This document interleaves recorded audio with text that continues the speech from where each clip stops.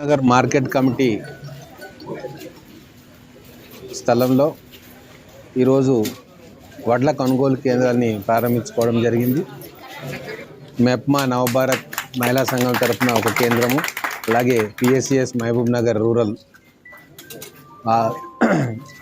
వారి ఆధ్వర్యంలో ఒక కేంద్రము ఓపెన్ చేయడం జరిగింది.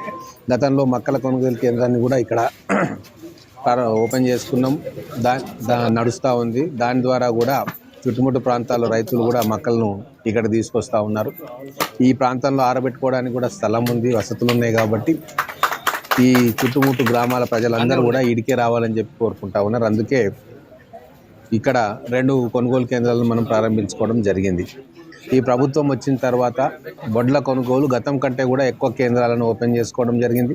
పోయినసారి 8,000 పైచిలకు కొనుగోలు కేంద్రాలు ఓపెన్ చేసుకున్నాం. ఇప్పుడు కూడా ఎక్కడ అవసరం ఉంది, అవకాశం ఉంది అంటే అక్కడ అధికారులకు చెప్పి ఇమ్మీడియట్గా కొనుగోలు కేంద్రాలను ఏర్పాటు చేస్తూ ఉన్నాం. అది పిఎస్సిఎస్ ద్వారానా, మహిళా సంఘాల ద్వారానా, ఎక్కడ వీలైతే అక్కడ ఎవరు ముందుకు వస్తే వాళ్లకు ఆ బాధ్యతను అప్పచెప్తా ఉన్నాం.